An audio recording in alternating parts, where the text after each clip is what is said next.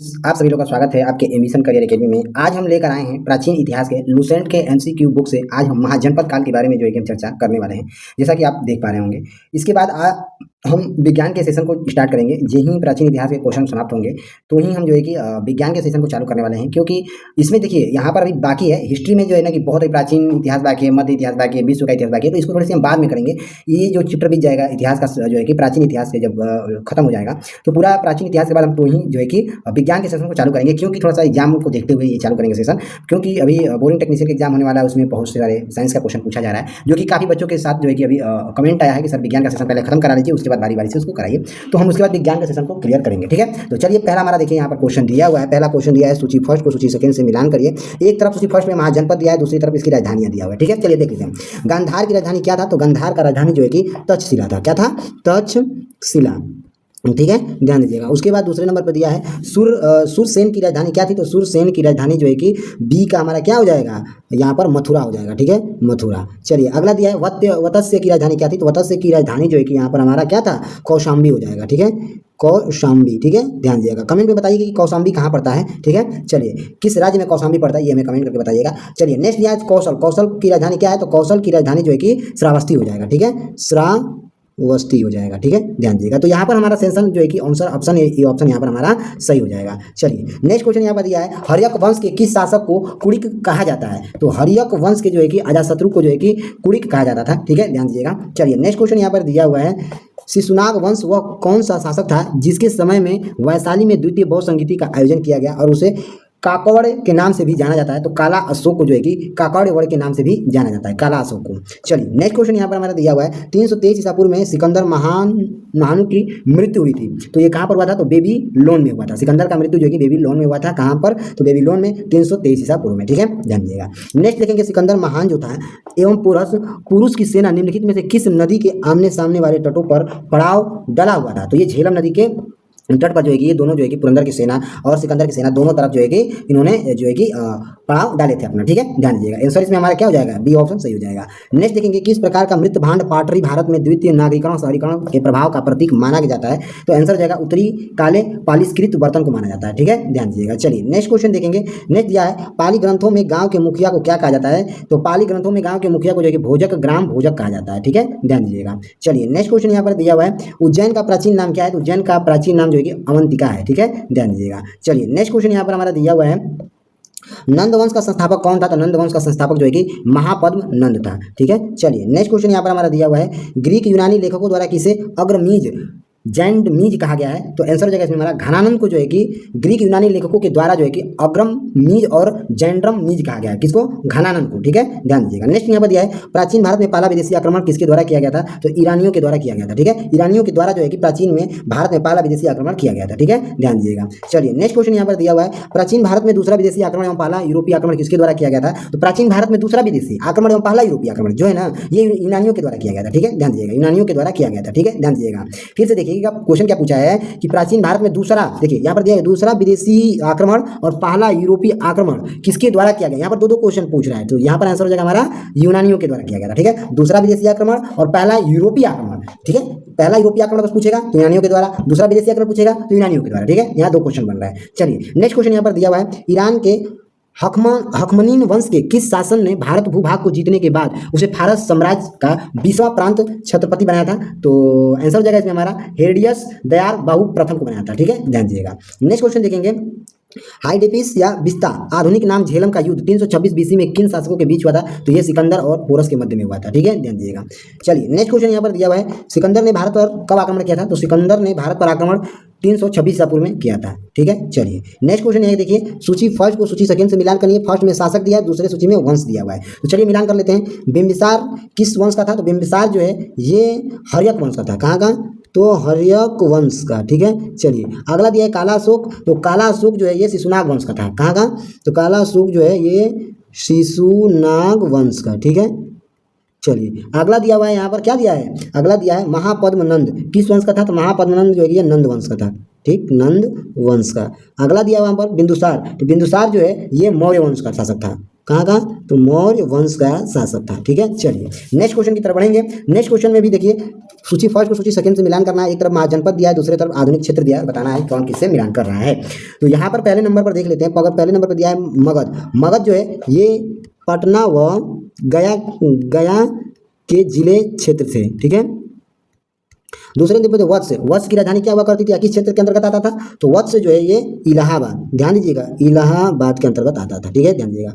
कौशल जो है किस क्षेत्र के अंतर्गत आता था, तो कौशल जो है ये अवध क्षेत्र के अंतर्गत आता था। ठीक है, अवंती किस क्षेत्र के अंतर्गत आता था, तो ये मालवा क्षेत्र के अंतर्गत आता था। ठीक है, ध्यान दीजिएगा। तो यहाँ पर हमारा ऑप्शन ये ऑप्शन सही हो जाएगा। नेक्स्ट क्वेश्चन यहाँ पर दिया हुआ है, मगध की प्रथम राजधानी कौन सी थी, तो मगध की प्रथम राजधानी जो है कि गिरिब्रिज राजगिरी थी। ठीक है, चलिए नेक्स्ट क्वेश्चन दिया हुआ है यहाँ पर कि शासक द्वारा सर्वप्रथम पाटलिपुत्र की राजधानी के रूप में चयन किया गया था, तो उदयन के द्वारा किया गया था। ठीक है, चलिए नेक्स्ट क्वेश्चन देखेंगे। 16 महान जनपदों की सूची उपलब्ध है कहाँ पर, तो अंगुत्तर निकाय में है। ठीक है, ध्यान दीजिएगा। नेक्स्ट क्वेश्चन दिया हुआ है, निम्नलिखित में से मगध का कौन सा राजा सिकंदर महान का समकालीन था, तो घनानंद था। ठीक है, ध्यान दीजिएगा। चलिए नेक्स्ट क्वेश्चन यहाँ पर दिया है, प्रथम मगध साम्राज्य का उत्कर्ष किस सदी में हुआ था, तो 6ठी सदी ईसा पूर्व में हुआ था। ठीक है, ध्यान दीजिएगा। चलिए नेक्स्ट क्वेश्चन देखेंगे। यहाँ पर दिया हुआ है नेक्स्ट क्वेश्चन, सिकंदर की भारत में सफलता के निम्न कारण क्या थे, तो यहाँ पर देखिए चारों ऑप्शन सही हो जाएगा। यानी कि भारत में तब कोई केंद्रीय सत्ता नहीं थी, उसकी सेना श्रेष्ठ प्रकार की थी, उसे देशद्रोही भारतीय शासकों का सहयोग मिला, वह अच्छा प्रशासक भी था। ठीक है, तो इसमें चारों ऑप्शन सही हो जाएगा, पहला, दूसरा, तीसरा और चौथा। ठीक है, चलिए नेक्स्ट यहाँ पर दिया है, सूची फर्स्ट को सूची सेकेंड से हमें मिलान करना है।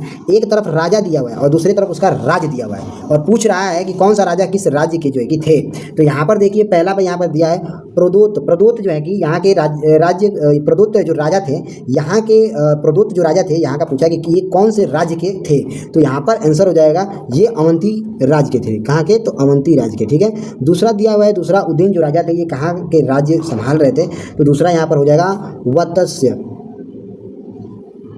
हाँ, दूसरा हमारा वत्स्य हो जाएगा। ठीक है, ध्यान दीजिएगा। तीसरा दिया हुआ है प्रसेनजित राजा थे जो, ये किस राज्य का जो है कि राज्य कार्यभार संभाल रहे थे, तो कौशल का। ठीक है, ध्यान दीजिएगा, कौशल राज्य का कार्यभार संभाल रहे थे। अगला दिया हुआ है यहाँ पर अजातशत्रु। अजातशत्रु जो है कि ये किस राज्य का राज्यभार संभाल रहे थे, तो यहाँ पर आंसर हो जाएगा यहाँ पर मगध का। ठीक है, ध्यान दीजिएगा। तो चलिए नेक्स्ट क्वेश्चन की तरफ हम बढ़ते हैं। नेक्स्ट क्वेश्चन दिया हुआ है, अभिलेखीय साक्ष्य से प्रकट होता है कि नंद राजा के आदेश से एक नहर खोदी गई थी। कौन सी नहर, कि तो कलिंग में खोदी गई थी। ठीक है, ध्यान दीजिएगा। चलिए नेक्स्ट क्वेश्चन यहाँ पर हमारा दिया हुआ है, पहला ईरानी शासक जिसने भारत के कुछ भाग को अपने अधीन किया था, तो किसने किया था, तो डेरियस ने किया था। ठीक है, ध्यान दीजिएगा। चलिए नेक्स्ट क्वेश्चन दिया हुआ है, मगध के राजा अजातशत्रु का किस गणराज्य के साथ युद्ध रहा, तो वज्जी वैशाली के साथ रहा युद्ध। ठीक है, ध्यान दीजिएगा। नेक्स्ट क्वेश्चन यहाँ पर दिया हुआ है, वज्जी संघ के विरुद्ध मगध राज्य के किस शासक ने प्रथम बार रथमूस, एक ऐसा रथ जिसने गदा जैसा हथियार जुड़ाया था, तब महाली संकट पत्थर फेंकने वाले युद्ध यंत्र नामक गुप्त हथियार का प्रयोग किया था, तो अजातशत्रु ने प्रयोग किया था। चलिए नेक्स्ट क्वेश्चन यहाँ पर हमारा दिया हुआ है, नंद वंश का अंतिम सम्राट कौन था, तो घनानंद था। ठीक है, ध्यान दीजिएगा। नेक्स्ट क्वेश्चन यहाँ पर हमारा दिया हुआ है, भारत में सिक्के मुद्रा का प्रचलन कब हुआ था, तो 600 ईसा पूर्व में हुआ था। ठीक है, ध्यान दीजिएगा। चलिए नेक्स्ट क्वेश्चन यहाँ पर हमारा दिया हुआ है, निम्न राजाओं पर विचार कीजिए, तो यहाँ पर बताना है इनमें से कौन बुद्ध के समकालीन थे। पूछा है कि यहाँ पर 3 राजाएं का नाम दिया हुआ है और पूछा है कि इसमें से बुद्ध के समकालीन कौन थे, तो बुद्ध के समकालीन जो है कि अजातशत्रु और प्रसेनजित थे। ठीक है, ध्यान दीजिएगा। तो यहाँ पर पहला और तीसरा ही ऑप्शन हमारा यहाँ पर सही हो जाएगा।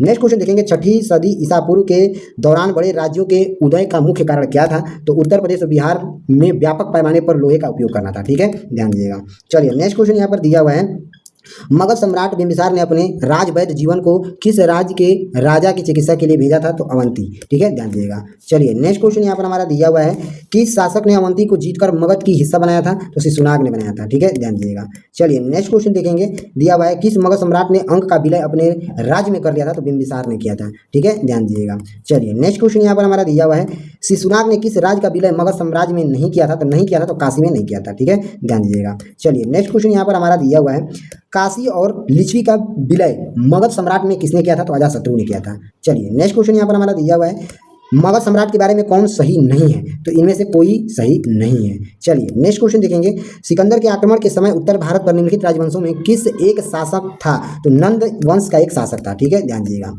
नेक्स्ट क्वेश्चन यहाँ पर हमारा दिया हुआ है, निम्नलिखित में से कौन सा एक ईसा पूर्व 6ठी सदी में प्रारंभ में भारत का सर्वाधिक की गई शक्तिशाली नगर साम्राज्य था, तो मगध साम्राज्य था। ठीक है, नेक्स्ट क्वेश्चन देखेंगे, निम्नलिखित में से कौन से भारत पर ईरानी आक्रमण के प्रभाव के रूप में माना जाता है, तो यहाँ पर हमारा चारों ऑप्शन सही हो जाएगा। यानी कि खरोष्टी लिपि का प्रचार, अभिलेख उत्कृष्ट करने की कला का प्रचार, ईरानियों की छत्रपत प्रणालियों का प्रचार, घंटा आकार के गुंबज की कला का प्रचार, स्त्री अंगरक्षकों की नियुक्ति, चारों माना जाता है। नेक्स्ट क्वेश्चन यहाँ पर दिया है, निम्नलिखित में से कौन सा एक सिकंदर के आक्रमण का प्रभाव नहीं था? तो उसने भारत को यूनानियों की रियासत बनाया था। ठीक है, ध्यान दीजिएगा। चलिए नेक्स्ट क्वेश्चन देखेंगे, निम्नलिखित में से किस राज्य में गणतंत्र शासन व्यवस्था नहीं थी? तो मगध में नहीं थी। ठीक है, ध्यान दीजिएगा। चलिए नेक्स्ट क्वेश्चन दिया हुआ है, निम्नलिखित में से किसे सियोन नियमित और अस्थायी सेना रखने वाले कहा जाता है? तो बिंबिसार को कहा जाता है। चलिए नेक्स्ट क्वेश्चन यहाँ पर दिया हुआ है, निम्नलिखित में से किसे उग्रसेन भयानक सेना का स्वामी कहा जाता है? तो महापद्मनंद को कहा जाता है। चलिए नेक्स्ट क्वेश्चन की तरफ बढ़ेंगे। नेक्स्ट दिया है, डेरियस दायर बाहु प्रथम ने 516 बीसी में सिंधु के तटवर्ती भूभाग को जीतकर उसे ईरानियों का 20वां छत्रपति प्रांत बनाया। उसने कितना राजस्व प्राप्त होता है? तो 360 टैलेंट राजस्व प्राप्त होता है। ठीक है, ध्यान दीजिएगा। चलिए नेक्स्ट क्वेश्चन यहाँ पर दिया हुआ है, निम्नलिखित में से कौन सिकंदर के साथ भारत आने वाला इतिहासकार नहीं था? तो हेरोडोटस हो जाएगा। ठीक है, ध्यान दीजिएगा। नेक्स्ट क्वेश्चन यहाँ पर दिया हुआ है, महाजनपद काल में श्रेणियों के संचालन को क्या कहा जाता है? तो श्रेष्ठीन कहा जाता है।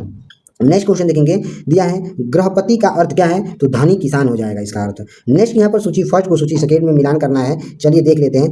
दिया है अष्टकुलक किससे संबंधित है? तो अष्टकुलक जो है ये संबंधित हो जाएगा परमादर्शाई संस्थान से। दूसरा यहाँ पर हमारा दिया है महामात्र किससे संबंधित है? तो महामात्र जो है कि ये उच्च कोटि के अधिकारी से संबंधित हो जाएगा। ठीक है। तीसरा दिया है बलि साधक किससे संबंधित है? तो ये किसान के कर वसूलने वाले अधिकारियों से संबंधित है। चौथा दिया है शैल्किक शुल्काध्यक्ष किससे संबंधित है? तो ये शिल्प और व्यापारियों के शुल्क या चुंगी वसूलने वाले अधिकारियों से संबंधित हो जाएगा। तो यहाँ पर हमारा ऑप्शन नंबर ए सही हो जाएगा। ठीक है। चलिए नेक्स्ट क्वेश्चन की तरफ बढ़ेंगे। मगध में किस प्रारंभिक शासक ने राज्यरोहण के लिए अपने पिता की हत्या की? इसकी कारण अपने पुत्र द्वारा मारा गया था, तो अजातशत्रु के द्वारा। ठीक है, ध्यान दीजिएगा। नेक्स्ट क्वेश्चन यहाँ पर हमारा दिया है विश्व का पहला गणतंत्र वैशाली में किसके द्वारा स्थापित किया गया था? तो लिच्छवी के द्वारा स्थापित किया गया था। नेक्स्ट क्वेश्चन की तरफ बढ़ेंगे। सूची फर्स्ट सूची सेकंड का मिलान करना है। एक तरफ सूची फर्स्ट में महाजनपद, दूसरी सूची में राजधानी दिया हुआ है। आइए देखते हैं। पहला दिया है कुरु। कुरु की राजधानी क्या होगा? तो कुरु की राजधानी जो है कि इंद्र प्रस्थ हो जाएगा। ठीक है, ध्यान दीजिएगा। दूसरा दिया हुआ है यहाँ पर हमारा पंचाल की राजधानी क्या होगा? तो पंचाल की राजधानी जो है कि अधिछत्र हो जाएगा। क्या हो जाएगा? अधिछत्र।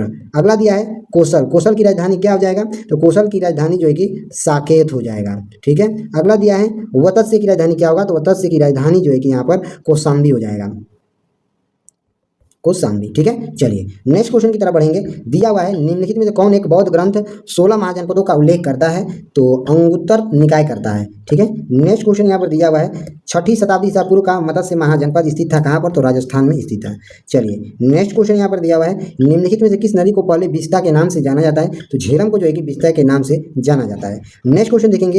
ईरान का खमनी वंश के किस शासक ने भारतीय भूभाग को जीतने के बाद उसे फारस साम्राज्य का 20वां प्रांत छत्रपति बनाया था? तो डेरियस दार बाहु प्रथम को बनाया था। ठीक है, ध्यान दीजिएगा। चलिए नेक्स्ट क्वेश्चन यहाँ पर दिया है नंद वंश का संस्थापक कौन था? तो नंद वंश का संस्थापक महापद्मनंद था। चलिए नेक्स्ट क्वेश्चन और लास्ट देखेंगे। दिया हुआ है ग्रीक यूनानी लेखकों द्वारा किसे अग्रमीज जैंड मीज कहा गया है? तो घनानंद को कहा गया है। ठीक है। तो चलिए फ्रेंड्स मिलते हैं अगले लेक्चर में। तब तक के लिए जय हिंद, जय भारत।